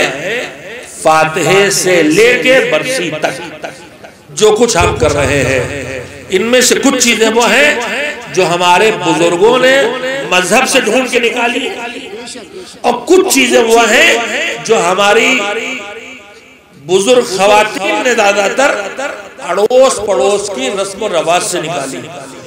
میں ان میں سے بعض تذکرے آپ کے سامنے کر ہی دوں۔ ابھی شعبان کا مہینہ چل رہا ہے، میں نے پچھلے سال بھی یہ بات کہی تھی، پھر کہنا چاہتا ہوں۔ شعبان کا مہینہ چل رہا ہے، اس میں پچھلے سال 11، 12، 13 شعبان کے آس پاس مسلسل فون آ رہے تھے، مولانا صاحب عرفہ کب ہوگا، عرفہ کب کرنا۔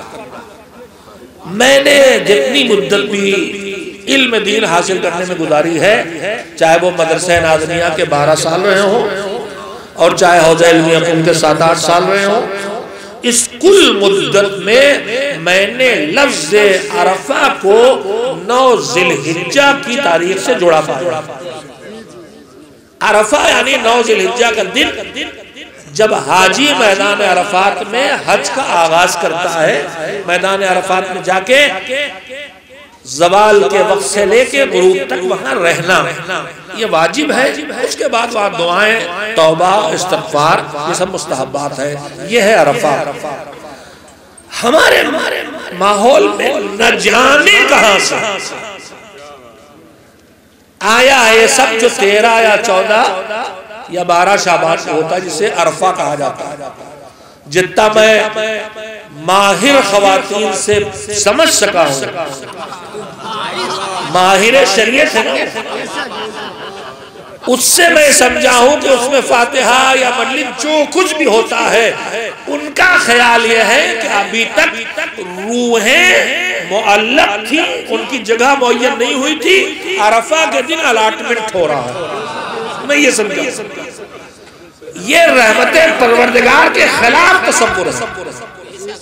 اور اس کی مذہب میں کہیں کوئی جڑ نہیں، خالص رسم ہے۔ میں نے ابھی پھر ہماری جو الحمدللہ تنظیم المکاتب سے جامعہ سے نکل کے ایک بڑی تعداد اہل علم کے ان میں سے ایک یہاں تشریف فرما ہے، خود بھی سفید ریش ہو چکے ہیں، تہذیب سلمو، یہاں کیا پتن کچھ نام ہے نا ان کا، اسلم، ماشاءاللہ فاضل کا ایک گروپ ہے جس سے ہم نے تنظیم المکاتب مختلف گروپ بنایا، اس میں ایک ٹی ایم ریسرچ کے نام سے میں ایسے سوالات اس میں ڈالتا ہوں، وہاں سے ڈھونڈ کے ابھی جو چیز نکلی ہے وہ سن لیجئے۔ خراسان کے علاقے میں ایک رسم ہے ایرانیوں میں کہ وہ 12، 13، 14 رمضان شعبان کو قبرستانوں میں جا کے اور ان کے لیے سال ثواب کرتے ہیں، اور یہ رسم اسلام سے پہلے کی ہے، دور مجوسیت کی ہے، دور مجوسیت کی رسم ہے جو اس علاقے میں مسلمانوں میں باقی رہ گئی۔ مجھے نہیں معلوم اسلام میں 13، 12، 14 شعبان کو خاص کر کے کسی ایصال ثواب کو جو بنام عرفہ ہو کہیں دیکھنے کو نہیں ملا، لیکن ہمارے گھروں میں اس کا کتنا اہتمام ہوتا ہے اور کتنا ہنگامہ مچتا ہے، عرفہ ہے، عرفہ ہے، عرفہ ہے۔ اسی طرح سے اسلام نے ایصال ثواب کی نہ کوئی تاریخ رکھی ہے نہ کوئی دن رکھا ہے۔ اب یہ کہاں سے شریعت آ گئی کہ 40واں 40 دنوں سے پہلے ہونا چاہیے، اور عرفہ سے پہلے 40واں، 40ویں سے پہلے عرفہ نہ جانے کیا کیا۔ بھائی اگر اس کا کوئی حقیقت سے تعلق ہو، دین سے تعلق ہو تو ہم جیسوں کو پتہ بھی چلے، اور جب وہ ذہن خواتین کا اجاگر کیا ہوا ہے جس کا مذہب سے کوئی رشتہ نہیں، تو آپ کو سمجھنا چاہیے میرے عزیزو، مولا کہہ رہے ہیں کہ میں سب کمیاں برداشت کروں گا مگر عقل کی کمی تم سے برداشت نہیں کروں گا، میں سب کمیاں برداشت کروں گا مگر میں کسی صورت بھی دین کی کمی تم سے برداشت نہیں کروں گا۔ آج ہمارے پورے ماحول میں رسم و رواج اس بری طرح سے چھائے ہوئے ہیں کہ ہم انہی کو مذہب سمجھ رہے ہیں۔ کبھی کبھی ہماری سندھ کے مولوی حضرات ہی ہم سے بھڑ جاتے ہیں کہ حرام تھوڑی ہے، جائز تو ہے، کرنے جائز ہے، اس میں کوئی شبہ نہیں، حرام نہیں ہے۔ حرام تب ہوگا جب آپ یہ سمجھ کے کریں کہ یہ حکم خدا ہے کہ ایسا کرو تو حرام ہو جائے گا۔ جو رات میں ہم آپ نمازیں نہیں پڑھتے جماعت سے رمضان کی اور جو دوسرے پڑھتے ہیں، کیا فرق ہے؟ وہ مستحب نمازیں جو فرادہ پڑھی جانا چاہیے، اس کو جماعت سے پڑھنا مذہب میں ایجاد ہے، اور یہ سمجھ کے پڑھنا کہ اللہ نے ایسے کہا ہے۔ کار خیر خود اپنی جگہ رات بھر آدمی رمضان میں نماز پڑھے ثواب ہے، لیکن یہ سمجھ کے پڑھے کہ ایسا اللہ نے کہا ہے، وہی بدعت بن جاتی ہے۔ تو یہ خیال رکھیے کسی کار خیر کا کرنا، کوئی بھی آپ کام کر رہے ہیں جائز ہے، حرام ہونے کی دلیل چاہیے، لیکن جائز ہونا اور ہے، ذریعہ ثواب بننا اور ہے۔ جائز کاموں کے انجام دینے سے ثواب نہیں ملتا ہے، ثواب یا مستحب کے کرنے سے ملتا ہے یا واجب کے کرنے سے ملتا ہے۔ تو یہ جائز ہے، کرنے دیجئے، ٹھیک ہے، ہم پورا جائز تھا کرنے دیتے، لیکن رسم و رواج کے خلاف بولنے کی وجہ سن لیجئے۔ شادیوں کی رسمیں، موت کی رسمیں، ان رسموں نے کتنا دشوار بنا دیا ہے ان دونوں مرحلوں پر۔ ان رسموں نے کتنی تباہی پھیلائی ہے۔ کینسر میں بیمار ہو کے باپ مرا، پورا گھر پہلے ہی بک چکا تھا، 2-4 بیگھے کھیت بچے تھے، اب وہ 40ویں میں رہن رکھ دیے جائیں گے۔ یہ گھروں میں ہو رہا ہوا، یہ سارے اس لیے سمجھتا ہے کہ فاتحے میں کھانا کھلانا گویا یہی اللہ کا طریقہ بتایا ہوا۔ ہم نے اپنی طرف سے سمجھ لیا اس کو۔ میرے عزیزوں، میں بات پھیلتی چلی گئی ہے، ابھی روایت بھی مکمل کرنا ہے اور نماز سے پہلے مجلس بھی ختم کرنا ہے، لہذا سمیٹ کے کہنا چاہتا ہوں، یہ جو شادی سے لے کے موت تک اور ایام ولادت سے لے کے عزاداری تک جتنی بیجا رسمیں قائم ہو گئی ہیں ان کے خلاف بولنے کی وجہ سنیں، توجہ سے سماعت کریں۔ اللہ نے ہم انسانوں کے کاموں کو 5 حصوں بانٹا۔ کچھ بہت بڑی نیکیاں ہیں جن کے چھوڑنے میں بڑا نقصان ہے، انہیں واجب کر دیا۔ کچھ ایسی نیکیاں جن کے کرنے میں فائدہ بہت ہے، چھوڑنے میں بڑا نقصان نہیں، انہیں مستحب کر دیا۔ کچھ ایسے برائیاں ہیں جن کے کرنے میں بہت بڑا نقصان ہے، اللہ نے انہیں حرام کر دیا۔ کچھ ایسی برائیاں ہیں، خراب کام ہیں جن کے چھوڑنے میں بڑا فائدہ ہے لیکن کرنے میں کوئی بڑا نقصان نہیں، اللہ نے اسے مکروہ کر دیا۔ اس سے باہر ہے جو کچھ وہ ہے جائز اور مباح. اب جتنی نیکیاں ہیں یا ہے واجب یا ہے مستحب ہے، دو ہی قسم ہے نا، نیکیوں کو کوئی تیسری قسم نہیں. اب میں ایک اہم بات کہہ رہا ہوں، توجہ دیجیے گا. اللہ نے ہم انسانوں کی گنجائش دیکھ کے جتنی نیکیاں ہم کو کرنا ضروری تھا انہیں کر دیا واجب، اور جن نیکیوں کو ہم کر سکتے تھے ضروری نہیں انہیں کہا مستحب. اور جتنی ہمارے اندر استعداد تھی، صلاحیت تھی، کیپیسٹی تھی، کیپیبلٹی تھی، اتنی نیکیاں اس نے مستحب کی شکل میں رکھ دی ہیں. ہم آپ شب قدر ساری رات اعمال کرتے ہیں مگر چھوٹ جاتے ہیں کہ نہیں؟ جتنا کتابوں میں لکھ کے ہم تک پہنچا ہے وہ بھی سب پورا نہیں ہو پاتا. روزانہ کی جتنی دعائیں لکھی ہوئی ہیں آپ پڑھنا شروع کریں، خالی مفاتیح سے نہیں پڑھ پائیں گے، نہیں پڑھ پاتے. اعمال لکھے ابھی رجب اور شعبان کے جتنے لکھے ہیں کر پائیں نہیں کر پاتے. تو اللہ نے ہم انسانوں کی جتنی گنجائش تھی اتنی نیکیاں تو پہلے ہی سے رکھی ہے.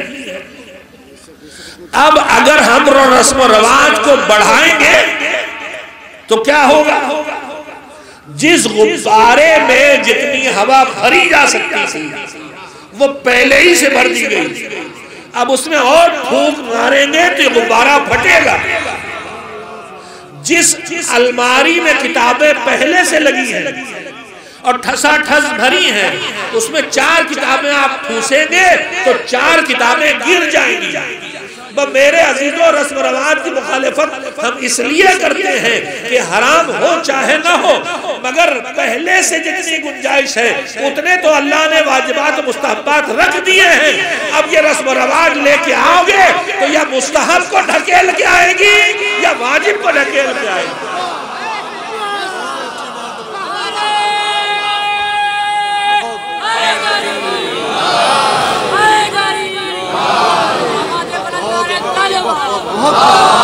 اور ہمارا معاشرہ اسی کا شکار ہے. ابھی ایک چیز مارچ گزری ہے، عید نوروز جو کہلاتی ہے، یہ ایرانی حضرات کی اسلام کے پہلے سے چلی آ رہی ہے عید ہے. اور وہ عید بہار کا اور ان کے سال کا پہلا دن ہے. جو ہم 21 مارچ کہتے ہیں ان کا ہے پہلا فروردین. جیسے یہاں انگریزی سال ہے جنوری، ویسے ان کا ہے فروردین. وہ بھی سورج سے حساب کرتا ہے، شمسی سال ہے ان کا، قمری نہیں ہے. جو ایرانیوں کا اصلی سال ہے وہ شمسی ہے، قمری نہیں ہے. قمری سال مسلمانوں کا. جیسے یہاں اہل ہنود کا سال الگ ہے، عیسائی سال عیسوی الگ ہے، اسی طرح سے شمسی سال ان کا ایرانیوں کا. اس کا پہلا دن ہے بہار کا پہلا دن، فطرت کے حساب سے جوڑ کے. وہ ان کی خوشی کا دن ہے. ایرانی ماحول میں مذہبی طور پر وہ اسلام کی طرف سے کوئی معین کی ہوئی عید نہیں ہے. اچھا اگر وہ عید مثلا اس دن کوئی دعائیں بھی وارد ہوئی ہیں تو اس میں جو وہ تحویل کس وقت ہے اور سواری کا حق ہے اور رنگ کیا ہے اور مٹھائی کس رنگ کی ہوگی اور نظر کس وقت دلائیں گے، یہ سب کے سب مذہب سے ان کا کوئی رشتہ نہیں ہے. میں سچ کہتا ہوں نہ عید الفطر میں اتنے فون کبھی آتے، نہ عید الاضحیٰ میں، نہ شب قدر میں کہ کس وقت اعمال انجام دیے جائیں بہترین وقت ہوگا. پوری قوم پریشان تھی تحویل کب ہے، یہ تحویل کا اسلام کے رشتہ کیا ہے. اور پھر جو آپ نظر کر رہے ہیں یہ کس شریعت کی کتاب میں لکھا ہے، مگر پوری قوم پریشان تھی. تحویل کا وقت بتا دیجئے اور نظر کس وقت کریں گے. تو ہماری صورتحال یہ ہو گئی کہ ہم رسم و رواج سے اتنا چمٹ گئے ہیں اور جب اپنی انرجی ادھر لگ جائے گی تو ادھر نہ لگنے پائے گی. لہذا ہم پہچانیں کہ دین کہاں ہے اور رسم و رواج کہاں ہے. دین کو گھروں میں لیتے جائیے، رسم و رواج کو گھروں سے باہر کرتے چلے جائیے. ایک صلوات بھیجیں محمد و آل محمد. اور جب میں نے بات جہاں شروع کی تھی تو ہم کوئی بھی اعمال خیر کرتے ہیں تو اس لیے کہ ہم اس سے کچھ پانا چاہتے ہیں اور پانے کی منزلیں ہیں، اور کبھی ہم نیچے رک جاتے ہیں، اوپر تک نہیں جاتے۔ میں جلدی سے سن لیں اور بات کو ختم کروں۔ میں روایت سنا رہا تھا کہ آدمی کیا کیا پڑھ سکتا۔ حضور کی خدمت میں آیا اور کہا میں چاہتا ہوں مجھ سے اللہ راضی رہے۔ ٹھیک، اور کیا چاہتے ہو؟ کہا لوگ بھی سب مجھ سے خوش رہے۔ کہا اور کیا چاہتے ہو؟ کہا میں چاہتا ہوں میرے پاس خوب مال ہو بہت سا۔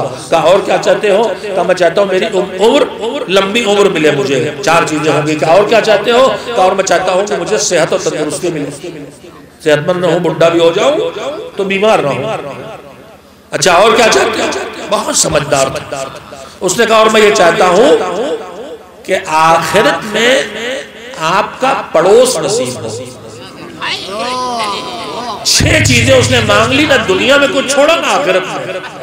اللہ راضی رہے سے پیغمبر کے پڑوس تک آخری کوالٹی مانگ لی، اور بیچ میں روزی بھی چاہیے اور تندرستی بھی چاہیے اور جوانی بھی چاہیے اور لمبی عمر بھی چاہیے، کچھ بچہ ہی نہیں۔ حضور نے کہا تجھے 6 چیزیں چاہیے تو 6 کام کرنا پڑیں گے۔ پہلا پیغام یہ دیا کہ کچھ پانا ہے تو کچھ کرنا ہوگا، خالی گھروں میں بیٹھ کے دعائیں کرنے سے اور منتیں ماننے سے ہونے والا نہیں ہے۔ 6 چیزیں چاہیے تو 6 کام، نو ڈسکاؤنٹ۔ اے حضور دعا کر دیجئے مل جائے۔ اچھا 6 کام نہ کروائیے، 2-4 کروا لیے، 1-2 چھوٹ دے دیئے۔ کہا نہیں 6 چیزیں چاہیے، 6 کام۔ یعنی ہمارے پاس بے عمل کی گنجائش نہیں ہے، وہ اس کی گنجائش ہے جو اپنی طاقت لگا لے پھر ہمارے پاس آئے۔ گھر میں ہاتھ دھرے بیٹھے ہو روزی دے دے نہیں، پہلے کندھے پہ انگوچھا ڈال کے سڑک پہ نکلو روزی ڈھونڈنے، پھر کہو مالک روزی دے۔ 6 کام چیزیں چاہیے تو 6 کام کرنا ہوں گے۔ اب نسخہ سنیے حضور کا بتایا کہ چاہتے ہو اللہ تم سے راضی و خوشنود رہے، یاد رکھنے کی کوشش کیجئے گا کبھی کام آ جائے گا۔ کہ اللہ چاہتے ہو اللہ تم سے راضی و خوشنود رہے تو بس اس کے لیے تمہیں ایک کام کرنا ہے، اللہ کی اطاعت کرو اور اللہ کی نافرمانی نہ کرو۔ اس کو الگ سے اور کچھ نہیں چاہیے، اسے نہ کوئی رشوت چاہیے، اسے نہ کوئی تحفہ چاہیے، بس تم اس کی اطاعت کرو اور اس کی نافرمانی نہ کرو، جس کا خلاصہ یہ ہے کہ واجبات انجام دیتے رہو، حرام سے خود کو بچاتے رہو، اللہ تم سے راضی رہے گا۔ کہا اور چاہتا ہوں کہ لوگ بھی سب مجھ سے خوش رہیں، کوئی مجھ سے ناراض نہ ہو، یہ بڑی کام کی چیز۔ فرمایا کہ کچھ نعمتیں لوگوں کے ہاتھ میں ہیں تمہارے پاس نہیں، کچھ نعمتیں تمہارے پاس ہیں لوگوں کے پاس نہیں۔ ایک صلوات بھیجیں محمد و آلہ۔ نعرہ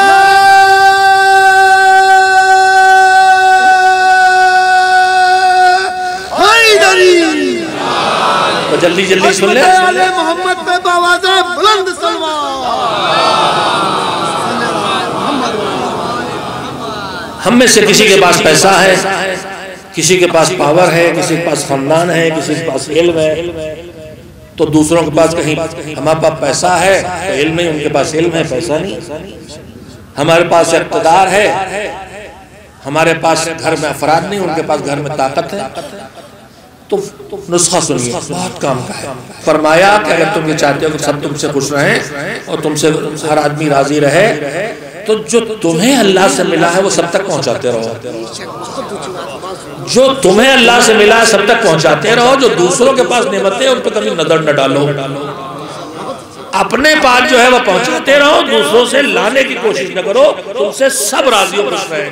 وقت نہیں تشریح نہیں کر سکوں گا، صرف سناؤں گا۔ کہا اور میں چاہتا ہوں کہ میرے مال میں وسعت ہو، بہت مال مجھے ملے اور اس میں برکت ہو۔ تو فرمایا کہ اس کے لیے اللہ نے تمہارے مال میں جو واجبات رکھے ہیں ان کو ادا کرو، زکوٰۃ نکالو۔ اور کہا کہ میں چاہتا ہوں کہ مجھے لمبی عمر ملے، وقت ہوتا ہے تو میں تشریح کرتا ہوں جملوں کی، مجھے لمبی عمر ملے۔ تو فرمایا اگر لمبی عمر چاہتے ہو تو جو اللہ کے بنے بنائے رشتے ہیں، خون کے رشتے، ارحام، ان سے رشتے جوڑ کے رکھو۔ تم اللہ کے بنائے رشتے جوڑ کے رکھو گے، توڑو گے نہیں تو تمہیں لمبی عمر ملے گی۔ صلہ رحم سے عمر لمبی ہوگی۔ میں نے اس لیے کہا کہ آج ہم بہت جلدی اللہ کے بنائے رشتے توڑ دیتے ہیں۔ بھائی بھائی سے لڑ جاتا ہے، بھتیجا چچا سے لڑ جاتا ہے، اب تو ماں باپ سے بھی لڑائی ہو جاتی ہے، ایک دوسرے کو چھوڑ دیتے ہیں۔ اللہ اس پر قطعاً راضی نہیں ہے۔ سرور کائنات حضرت محمد مصطفیٰ صلی اللہ علیہ وسلم کی خدمت میں میں ضرور سناؤں گا. ایک شخص آیا, اس نے کہا کہ آپ نے کہا کہ رشتے جوڑ کے رکھو, میرے تعداد بھائی ہیں, میں ان سے پوری طاقت لگاتا ہوں تو ان سے اپنے رشتوں کو جوڑ کے رکھوں, مگر وہ بہت بے توجہی کرتے ہیں اور ہم لاکھ ان سے مل کے رہنا چاہتے ہیں, وہ ہم کو چھوڑے بیٹھے. اور کہا کہ اب میں نے بھی فیصلہ کر لیا ہے. تو حضور نے پوچھا تم نے کیا فیصلہ کیا؟ کہا جیسے انہوں نے ہمیں چھوڑا ہم بھی انہیں ویسے ہی چھوڑ دیں گے, اس کے بدلے میں چھوڑ دیں گے. سنیے پیغمبر جملہ, جیسے اس نے کہا کہ جیسے انہوں نے ہم کو چھوڑا ہے ہمارے بھائیوں نے, ہم بھی ان کو ویسے ہی چھوڑ دیں گے. پیغمبر نے فرمایا اذن یرفضکم اللہ جميعا, تم بھی انہیں چھوڑ دو گے تو تم سب کو اللہ بھی چھوڑ دے گا. اگر ہم یہ نہیں چاہتے کہ اللہ ہمیں چھوڑ دے تو پھر ہمیں اللہ کے بنائے رشتوں کو کبھی نہ توڑنا چاہیے. لاکھ بس سلوکی ادھر سے ہوتی رہے, ہمیں ان رشتوں کو جوڑ کے رکھے رہنا چاہیے. کہا لمبی عمر چاہتے ہو صلہ رحم کرو, کہا تندرست رہنا چاہتے ہو کہا صدقہ دو. زکوٰۃ کا مطلب ہے مال میں جو واجبات ہیں وہ ادا کرو تو مال میں برکت آئے گی, اور صدقے کا مطلب ہے کہ مال میں جو مستحبات ہیں وہ دیتے رہو تو تمہارے پاس تندرستی اور صحت رہے گی. اور میرا آپ کا ساتھ چاہیے. اب جملے سنیں حضور کے انہی کے لفظوں میں, فرمایا فَأَتِلِ السُّجُودَ مَعَيَا لِلَّهِ الْوَاحِدِ الْقَحَّارِ, اگر تمہیں آخرت میں مقام محمود پر میرا ساتھ چاہیے تو میرے ساتھ اس ایک اللہ کے لیے جو قہار بھی ہے اس کے سامنے لمبے لمبے سجدے کرو. تم جتنا جھکتے جاؤ گے اللہ تمہیں اتنا اٹھاتا چلا جائے گا.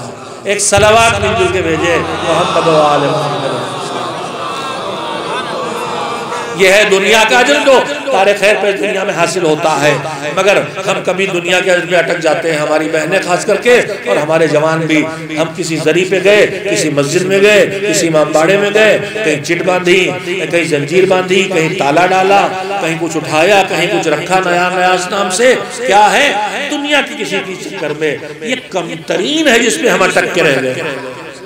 اللہ کہتا ہے اس پہ نہ رکو, تمہیں اس دنیا میں جو ہم دیں گے وہ تو اس کا اثر ہے, تمہیں ہر عمل خیر پہ جزا ملنا. اور وہ تو کہتا ہے جزا پہ بھی نہ رکو, ثواب پہ بھی نہ رکو, جنت پہ بھی نہ رکو. سورہ برات میں کہتا وعد اللہ المؤمنین والمؤمنات جنات تجری من تحتہا الانہار خالدین فیہا ومساکن طیبۃ فی جنات عدن ورضوان من اللہ اکبر. ہمارا ہر مومن مومنہ سے وعدہ ہے کہ اگر ایمان کے ساتھ دنیا سے اٹھا تو ہم اسے جنت دیں گے, جنت میں عدن کی جنت دیں گے, رہنے کے پاکیزہ ٹھکانے دیں گے. لیکن سنو, جنت کے پا لینے کو اپنی کامیابی نہ سمجھ لینا. رضوان من اللہ اکبر, اللہ کی رضا کا پا لینا ہے بڑی کامیابی. ذالک هو الفوز العظیم.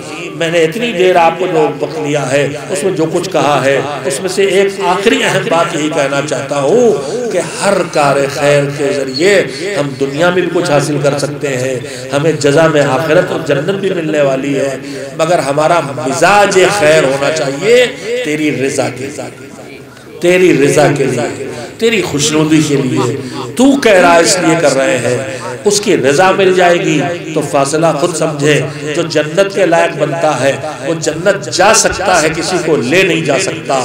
لیکن جو رضا کی منزلوں میں پہنچ جاتا ہے وہ جنت جاتا بھی ہے, جنت لے بھی جاتا ہے. اور رضا پروردگار سے اونچی کوئی چیز اور ہوتی تو حسین نے اس کے پانے کے لیے قربانیاں دی ہوتی. کربلا کے میدان میں عصر کا ہنگام ہے, ظہر کا ہنگام ہے, اول وقت نماز ہو چکا یا ہونے والا ہے. یہ کون سا وقت تھا؟ وہی جب کربلا میں بھرپور جنگ چل رہی ہے. مگر ایک مرتبہ سورج ذرا سے جھکا مغرب کی طرف, ابو ثمامہ سیداوی نے اٹھا کے آنکھیں کہہ دیا میرے فرزند رسول اول وقت نماز ہو گیا, زوال ہو گیا, زندگی کی آخری نماز آپ کے پیچھے پڑھ لی.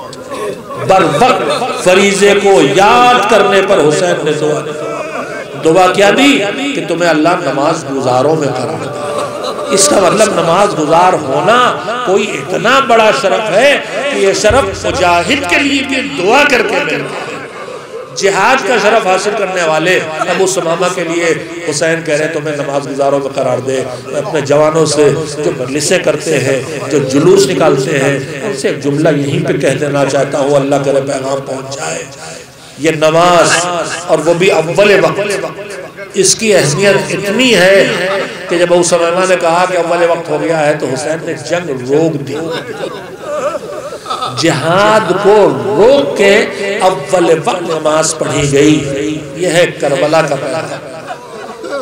جہاد کو روک کے اول وقت نماز پڑھی گئی, یہ ہے کربلا کا پیغام. سوچو دوستو کہ جب جہاد کو اول وقت نماز کے لیے حسین روک دے تو پھر یہ بتا رہے ہیں کہ ہماری عزاداری کر بھی رہے ہو تو ہم نے نماز اول وقت پڑھنے کے لیے جہاد روکا تھا, تم ہمارے علم کو وہیں پہ روک دو, ہمارے جلوس کو وہیں پہ روک دو. اول وقت نماز پڑھ کے دکھاؤ کہ ہم وہ کربلا والے ہیں جو حسین کی طرف ہیں. دعا دی, نماز قائم ہوئی. نماز قائم ہوئی اور کس طرح سے قائم ہوئی؟ اس طرح سے قائم ہوئی کہ جو نماز میدان جنگ میں پڑھی جائے اس کا حکم ہے کہ اسے 2 حصوں میں تقسیم کیا جائے. سپاہی کچھ مقابلہ کریں لشکر کا اور کچھ سپاہی نماز پڑھے امام کے پیچھے اور نماز قصر پڑھی جائے, اور 1 رکعت نماز پڑھ کے امام کے پیچھے دوسری رکعت فوج پڑھ کے چلی جائے, جا کے لڑے اور باقی فوج آ کے پڑھے.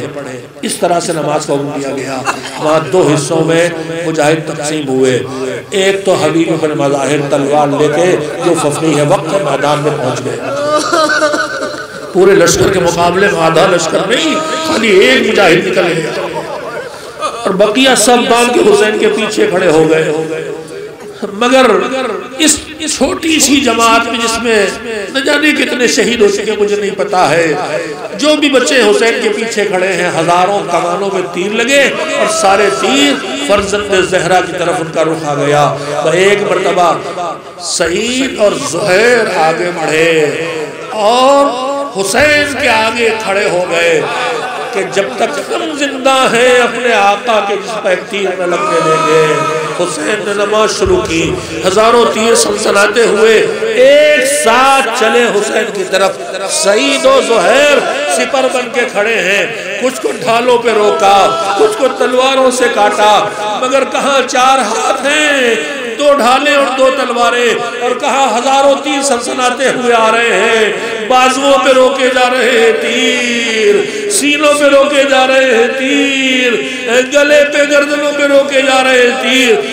4 دن کی بھوک اور پیاس ہے, صبح سے زخم لگ چکے, خون پہلے سے بہ چکا, اب تیر لگتے جاتے ہیں, خون بہتا جاتا ہے, پیروں کی طاقت گھٹ رہی ہے, پیر لرز رہے ہیں. دعا چل رہی ہے میرے مالک اتنی زندگی اور دے دے کہ میرے مولا کی نماز تمام ہو جائے. حسین دوسری رکعت میں پہنچے, حسین تشہد میں پہنچے, لرزتے ہوئے پیروں کی لرزش بڑھی. ارے ہاتھ چل رہے ہیں تیروں کو روکنے کے لیے, مگر زبان دعا کری مالک زندگی اور دے دے. ادھر حسین نے کہا السلام علیکم ورحمت اللہ وبرکاتہ, اور ادھر سعید تیورا کے گرے. حسین نے گود میں اٹھا کے سر رکھا تو ایک سوال کیا, آقا حق ادا ہو گیا کہ نہیں؟ ظہر کی نماز شام سے ہو گئی, عصر کے حکام حسین سجدے شکر میں, ادھر سے ظالم تلوار لے کے آگے بڑھا, ادھر بیویاں خیموں میں, اب کوئی حسین کا حال بتانے والا نہیں, بیویاں خیموں بیٹھی ہوئی ہیں. ارے کوئی ہوتا جو حسین کا حال بتاتا. خیمے میں 10-11 سال کا بچہ, کون؟ حسن کا یتیم, قاسم کا چھوٹا بھائی عبداللہ ابن حسن کھڑا ہے. گوشے میں خیمے کے پھوپھی ماں بہن سب بیچے ہیں, کوئی بھیا کی خبر لاتا, کوئی بابا کی خبر لاتا. بچہ ان حالات کو دیکھ رہا. ایک مرتبہ بچہ تیزی سے کونے سے نکلا, پردے کا خیمے کا پردہ ہٹایا, دوڑتا ہوا مقتل کی طرف چلا. زینب نے منظر دیکھا, سر پہ چادر ڈالی, دوڑتی ہوئی بیوی پیچھے پیچھے چلی, مگر بچہ اتنا بے چین تھا زینب پکڑ نہ سکی. عبداللہ حسین تک پہنچ گئے. حسین زمین پہ بیٹھے جھوم رہے, ظالم تلوار لے کے سر پہ وار کرنے والا. عبداللہ نے آواز دی ظالم رک جا، مگر تلوار چل چکی تھی، ننھے ہاتھوں میں تلوار روکی، ہاتھ کٹ کے حسین کی گود میں گرے، گود پھیلا دی میرے لال، ارے تو کہاں گیا؟ چچا کی گود میں بھتیجا آیا، ایک سنسناتا تیر اور پڑا، قلب عبداللہ کو توڑ ڈالا، عبداللہ نے دم توڑ دیا چچا کے ہاتھ میں، آخری قربانی دے کے حسین نے پیشانی خاک پہ رکھی، سوکھے گلے پہ خنجر چلا، مقتل میں آواز آئی، الا قتل الحسین بکربلا، الا ذبح الحسین وسيعلم الذين أيام القلب ينقلبون ألا لعنة الله على القوم الظالمين۔ پروردگار محمد و آل محمد علیہ السلام کا واسطہ ہماری اس مجلس اعزا کو اپنی عبادت قرار دے اور اسے قبول فرما، بار الہی سے جو اجر و ثواب ملے وہ ہم اس مرحوم کی روح تک ہدیہ کرتے ہیں جن کے اصال ثواب کی مجلس ہوئی ہے۔ پروردگار ہمارے ہم سب کے خاص کر کے مرحوم کی لغزشوں اور خطاؤں کو معاف فرما، ہمارے اعمال خیر کو قبول فرما، ہماری جسمانی روحانی بیماریوں سے ہمیں شفا عنایت فرما، ہم میں جو قرض دار ہیں ان کے قرض کی ادائیگی کی سبیل عنایت فرما، جو بے روزگار ہیں انہیں رزق حلال کا وسیلہ عنایت فرما، معبود جو دنیا سے چلے گئے ہیں ان کی مغفرت فرما، جو زمین پر ظلم و ستم کا شکار ہے، عراق، شام، نائجیریا، الجزائر، سعودی عرب، بحرین اور نہ جانے کہاں کا معبود ان مظلومین کی حفاظت فرما، ظالموں کا آپس میں ٹکرا کے نیست و نابود فرما، عطبات عالیات کی حفاظت فرما، ہمیں حج و عمرہ و زیارت کا شرف عنایت فرما، معبود یہ وبا جو دنیا پر آئی، لائی گئی، پھیلائی گئی، جو بھی ہوا معبود اس وبا سے عالم انسانیت کو بالعموم مومنین کو بالخصوص محفوظ فرما۔ پروردگار دوبارہ یہ وبا شاید زور پکڑ رہی معبود اس کو ختم کر دے، محمد و آل محمد کے وارث زمانے کے مولا کو حکم ظہور عنایت فرما تاکہ زمین کو امن و امان کا گہوارہ بنا دے اور ہم سب کو ان کے ناصروں میں شامل ہونے کے لائق بنا دے۔ ایک بار سورہ حمد اور 3 بار سورہ توحید کی تلاوت فرما کے مرحوم منصف عباس ابن سید تبارک حسین کی روح کو ہدیہ کر دیا۔ بسم اللہ الرحمن الرحیم۔